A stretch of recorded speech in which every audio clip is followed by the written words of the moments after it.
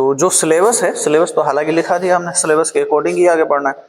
लेकिन हम जो है जब आर्थिक व्यवस्था की बात कर रहे हैं प्राचीन भारत में, और हमारे सिलेबस में जो दिया है, पहला हमें कृषि पढ़ना है, ठीक है, फिर व्यापार वाणिज्य, जो इकोनॉमी पूरी कंडीशन के जो जितने भी दायरे हैं वो हमें सारे कवर करने हैं सिलेबस के अनुसार।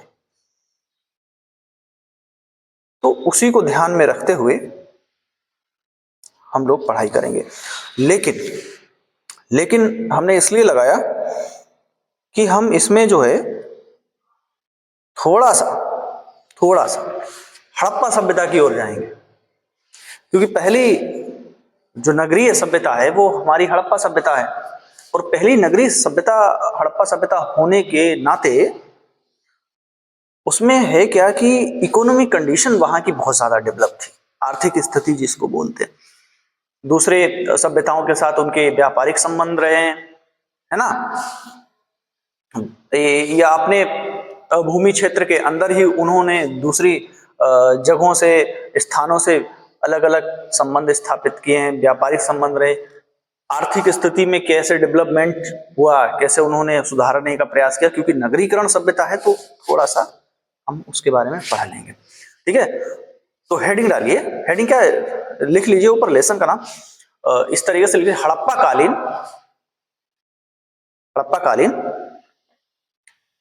आर्थिक जीवन, हड़प्पा कालीन आर्थिक जीवन, ठीक है। नोट्स बनाने हैं हमें, है ना, तो ज्यादा कुछ करना नहीं, नोट्स बनाने हैं, बस लिखना है पॉइंट टू पॉइंट। इसमें पहली हेडिंग डालिए कृषि, कृषि। अब पॉइंट लिखेंगे, पहला पॉइंट है, लिखिए, हड़प्पा सभ्यता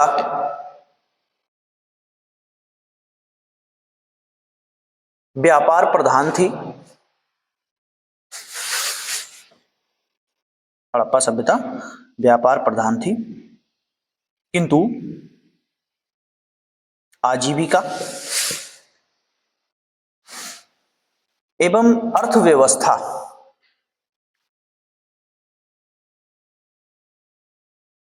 का मुख्य आधार, अर्थव्यवस्था का मुख्य आधार कृषि, कृषि ही था।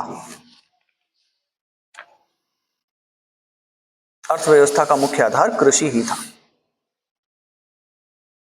ठीक है। एक बात ये हो गई, पहला पॉइंट हो गया। दूसरा पॉइंट लिखिए, हड़प्पा सभ्यता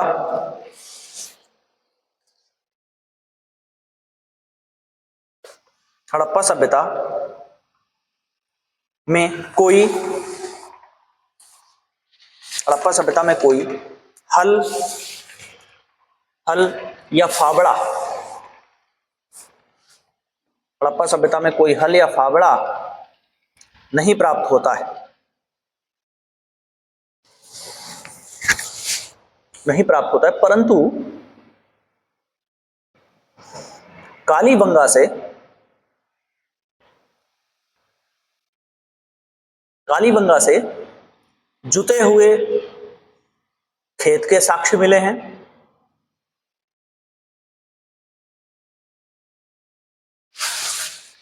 जुते हुए खेत के साक्ष्य मिले हैं। संभवतः हड़प्पा सभ्यता के लोग, हड़प्पा सभ्यता के लोग लकड़ी के हलों का प्रयोग करते थे, लकड़ी के हलों का प्रयोग करते थे,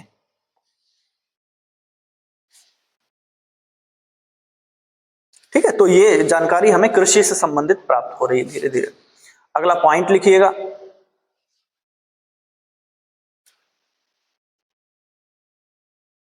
लिखिए, हड़प्पा सभ्यता, हड़प्पा सभ्यता की कृषि की उर्वरता का मुख्य कारण सिंधु नदी, सिंधु नदी में प्रतिवर्ष आने वाली बाढ़ थी। सिंधु नदी में प्रतिवर्ष आने वाली बाढ़ थी।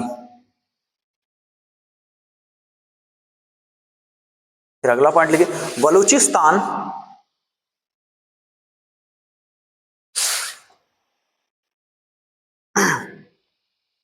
बलूचिस्तान के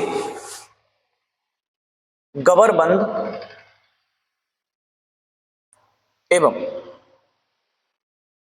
एवं अफगानिस्तान के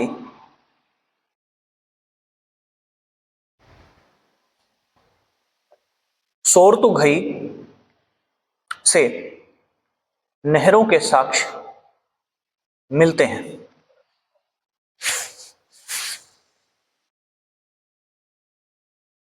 देखिए, ये जो नहरों के साक्ष्य हैं, ये क्या बताते हैं? ये बताते हैं कि कृषि उन्नत अवस्था में थी। कृषि तो भूमि उर्वर थी वहां की। सिंधु नदी बार बार बाढ़ ला रही थी और बाढ़ के साथ में वो उपजाऊ मिट्टी को भी साथ में ला रही थी। इससे कृषि व्यवस्था उन्नत थी। सिंचाई के भी साधन रहे हैं, जैसे सोर्तुघई का जिक्र आया, वहां से नहरों के साक्ष्य मिले हैं। नहरों के माध्यम से सिंचाई होती थी, है ना।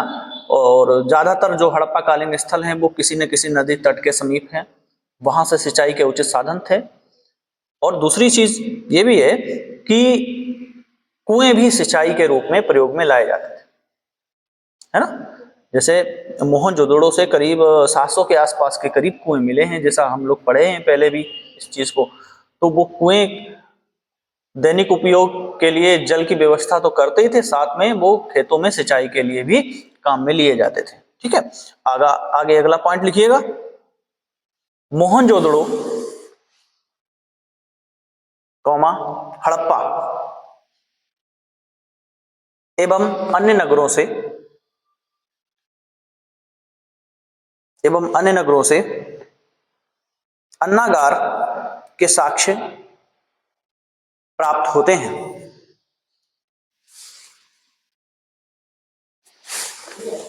अन्नागार के साक्ष्य प्राप्त होते हैं जो वहां की उचित कृषि व्यवस्था एवं अनाज भंडारण का प्रमाण प्रस्तुत करते हैं। अनाज भंडारण का प्रमाण प्रस्तुत करते हैं, प्रमाण प्रस्तुत करते हैं। देखो थोड़ी समझो, जैसे कृषि व्यवस्था है, उन्नत है, फसल खूब पैदा हो रही है, तो फसल पैदा हो रही है, उससे क्या काम करते हैं वहां के लोग, अन्नागार बनाते थे, मतलब स्टोर रूम, वहां अनाज को स्टोर करके रखते थे। ठीक है, तो फसल 6 महीने की होती थी, एक वर्ष की भी फसलें हैं, 3 महीने की भी फसलें उगाई जाती थी, लेकिन वो अनाज को स्टोर करके रखते थे और साल भर पूरी फसलों का वो खाद्यान्न उनका चलता था, खाने पीने की व्यवस्था होती थी। ठीक है, इसलिए अन्नागार का बहुत ज्यादा महत्वपूर्ण योगदान हो जाता है। अगला पॉइंट लिखिए, हड़प्पा सभ्यता के लोग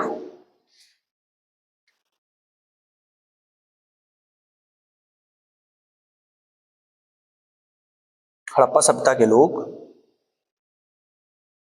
फसल काटने के लिए पत्थर के हंसियों का प्रयोग करते थे।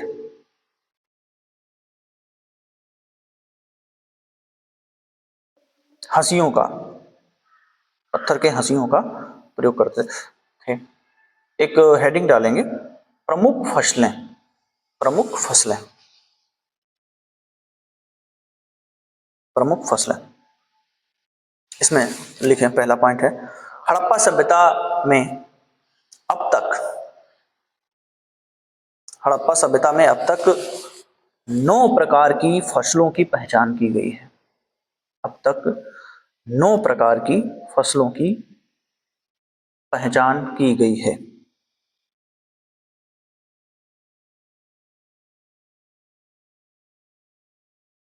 चावल, गेहूं, ब्रैकेट में लिख लो, गेहूं के आगे 3 किस्में,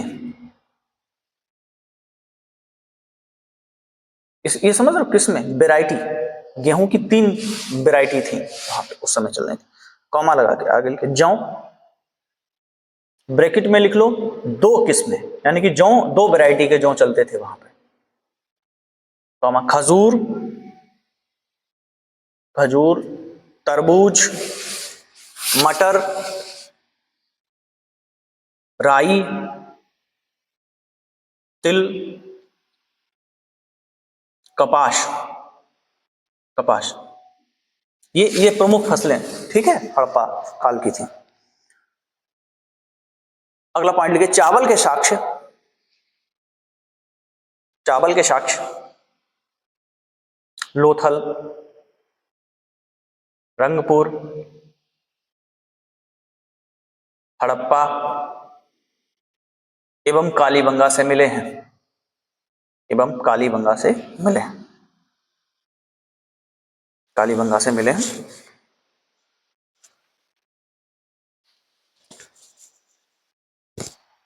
जबकि बाजरे के साक्ष्य, जबकि बाजरे के साक्ष्य लोथल, हड़प्पा, कमा लोथल, हड़प्पा, कामा सुरकोटदा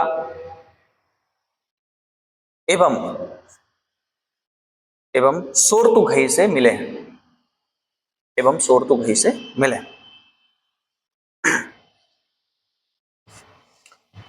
अगला पॉइंट है गेहूं, जौ एवं कपास की खेती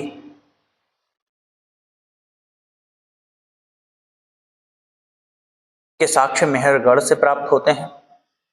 गेहूं, जौ एवं कपास की खेती के साक्ष्य मेहरगढ़ से प्राप्त होते हैं।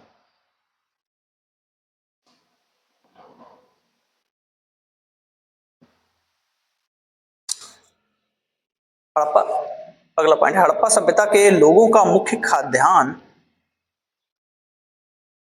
हड़प्पा सभ्यता के लोगों का मुख्य खाद्यान्न गेहूं एवं जौ था, मुख्य खाद्यान्न गेहूं एवं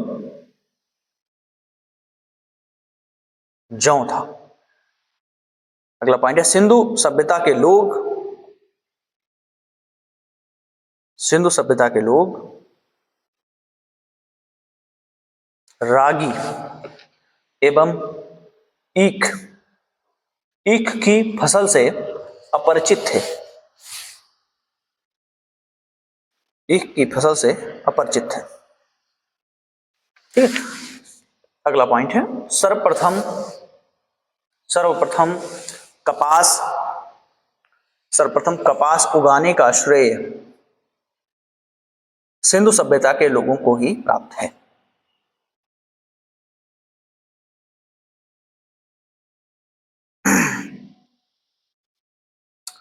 प्राप्त है इसलिए, प्राप्त है इसलिए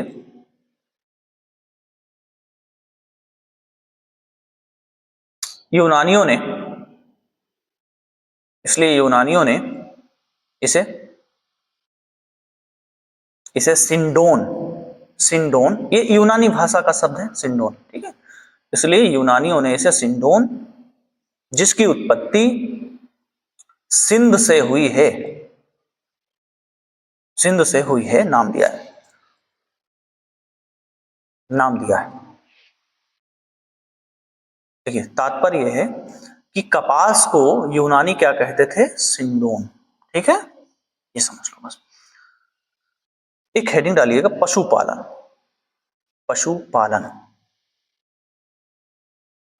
पशुपालन। हड़प्पा सभ्यता के लोग, हड़प्पा सभ्यता के लोग वेल, गाय, भेड़, बकरी, शुअर आदि पशु पालते थे।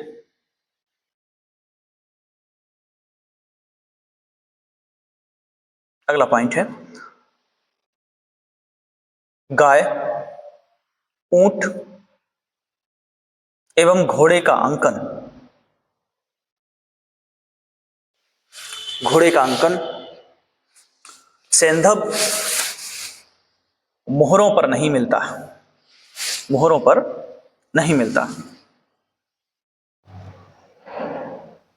तो देखो समझने का ये है कि जैसे परीक्षा में जो प्रश्न बना दिए जाते हैं ना, प्रश्न ऐसे बना दिया गया थोड़ा सा कि गाय, ऊंट एवं घोड़े का अंकन सैंधव सभ्यता की किन मोहरों पर मिलता है, मोहरों पर मिलता ही नहीं है। तो ये बहुत बारीकी बारीकी से पकड़ने की जरूरत है। और एक पॉइंट लिखिए, उसके प्रश्न आसानी से बन सकता है, फंस भी सकते हैं। गाय की आकृति युक्त, गाय की आकृति युक्त कोई मूर्ति नहीं मिलती है।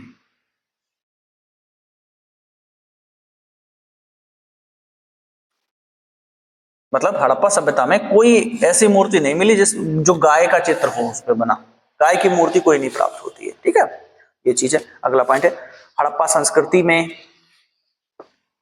हड़प्पा संस्कृति में कुबड़ वाला बेल विशेष महत्व रखता है। हड़प्पा संस्कृति में कुबड़ वाला बेल विशेष महत्व रखता है। कुबड़ वाला बेल देखा? हाँ, हड़प्पा सभ्यता में बड़ा पूजनीय था कुबड़ वाला बेल। चलो वीडियो देखना, कुछ साक्ष्य इसमें के हम दिखाएंगे जिससे आप परिचित ही होंगे। अगला पॉइंट है घोड़े के अस्थि पंजर, घोड़े के अस्थि पंजर केवल सुरकोटदा, ब्रैकेट में लिख लेना गुजरात, गुजरात क्योंकि ये स्थल गुजरात में स्थित है, गुजरात नामक स्थल से मिले हैं।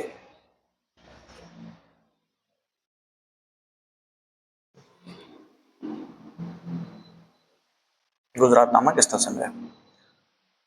अतः निष्कर्ष यह निकाला गया है कि, निष्कर्ष यह निकाला गया है कि सिंधु सभ्यता के लोग संभवतः घोड़े से परिचित नहीं थे। सिंधु सभ्यता के लोग संभवतः घोड़े से परिचित नहीं थे।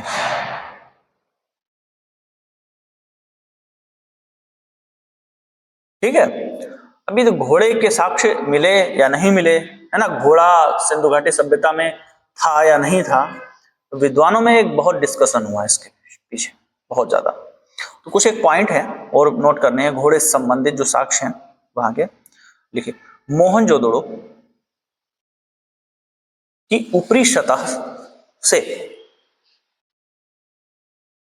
ऊपरी सतह से तथा लोथल से, लोथल से घोड़े की टेराकोटा की मूर्ति मिली है।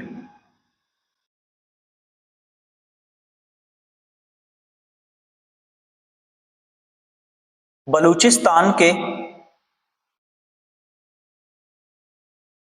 राना, राना घुंडई नामक स्थल से, बलूचिस्तान के राना घुंडई नामक स्थल से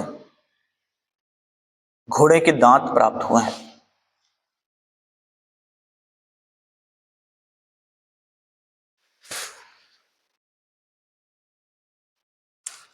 तो ये तो बात हो गई पशुपालन से संबंधित। एक और हेडिंग डालिए, शिल्प कला एवं धातु कला,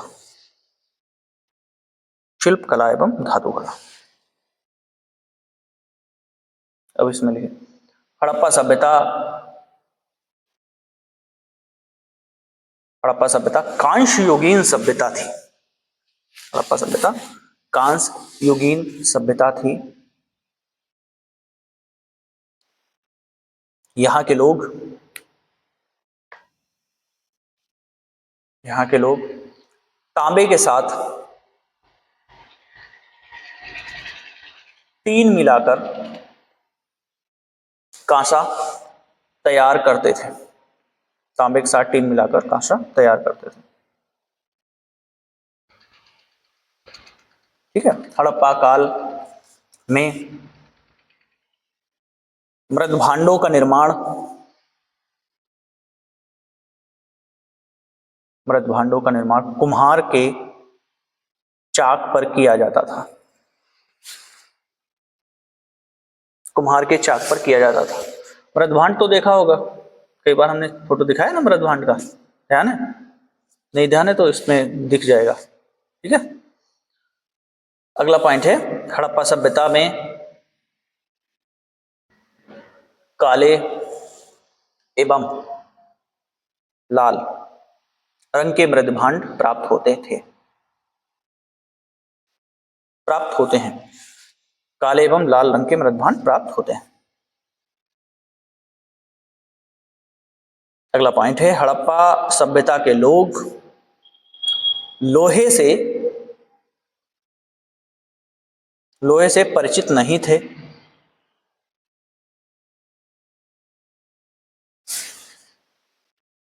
ठीक है। लोहे का ज्ञान हड़प्पा सभ्यता के लोगों को नहीं था, ये बात क्लियर।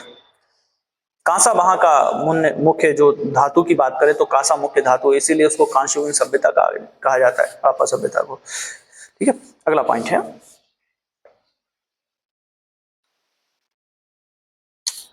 हड़प्पा सभ्यता में सबसे प्रमुख उद्योग वस्त्र उद्योग था, सबसे प्रमुख उद्योग वस्त्र उद्योग था।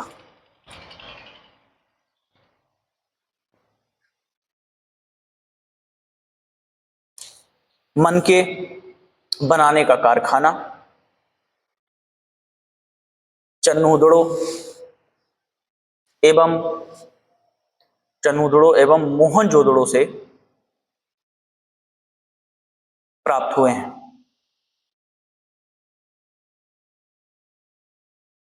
मनके बनाने के, मनके क्या होते थे, मनके ये भी दिखेगा तुमको, ठीक है, देख लेना, मन का हम फोटो लगा देंगे। हेडिंग डालिए व्यापार, व्यापार। हड़प्पा सभ्यता मुख्यतः व्यापार प्रधान थी, व्यापार प्रधान थी। व्यापार वस्तु विनिमय द्वारा होता था, वस्तु विनिमय द्वारा होता था, व्यापार वस्तु विनिमय द्वारा होता था, ठीक है। वस्तु विनिमय समझते हो कैसे? किसी वस्तु को प्राप्त करने के लिए वस्तु को देना, है ना, वस्तु विनिमय कहलाता है। अगला पॉइंट है, सिंधु सभ्यता के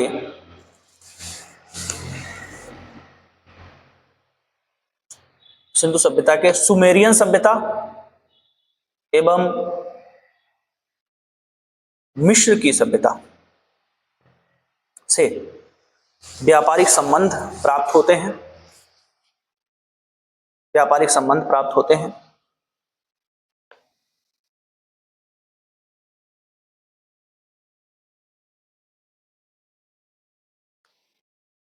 मोहनजोदड़ो की एक मोहर पर, मोहनजोदड़ो की एक मोहर पर सुमेरियन ढंग की नाव का चित्र प्राप्त होता है। मोहनजोदड़ो की एक मोहर पर सुमेरियन ढंग की नाव का एक चित्र प्राप्त होता है, सुमेरियन ढंग की नाव का एक चित्र प्राप्त होता है, ठीक है। अगला पॉइंट है, लोथल से फारस की मोहरें, लोथल से फारस की मोहरें तथा कालीबंगा से बेलनाकार, बेलनाकार मोहरें सिंधु सभ्यता के विदेशी व्यापार को दर्शाती हैं, सिंधु सभ्यता के विदेशी व्यापार को दर्शाती हैं।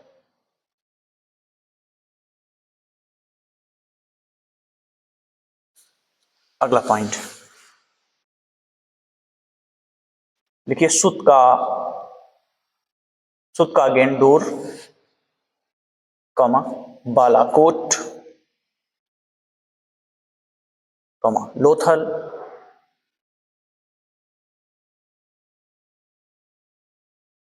सुरकोटदा आदि।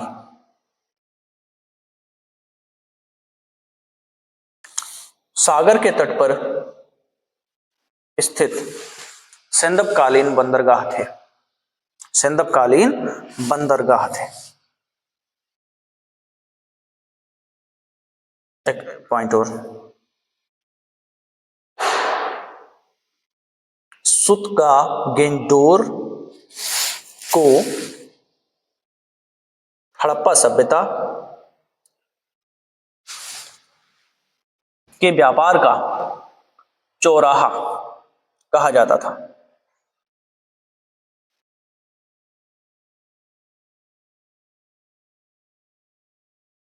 अगला पॉइंट, हड़प्पा सभ्यता में मानकीकृत मापतोल प्रचलित थी, मानकीकृत मापतोल प्रचलित थी। इनके बाट दशमलव प्रणाली पर आधारित थे, दशमलव प्रणाली पर आधारित थे।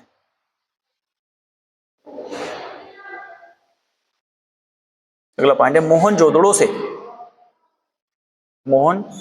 से सीप का बना हुआ तथा लोथल से हाथी दांत का बना हुआ एक पैमाना, स्केल जिसको बोलते हैं, पैमाना मिला है। इसका उपयोग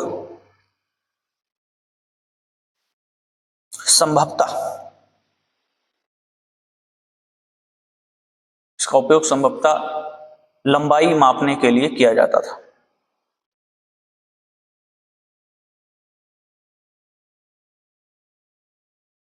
एक और पॉइंट है, कालीबंगा से मिट्टी का पैमाना प्राप्त हुआ है,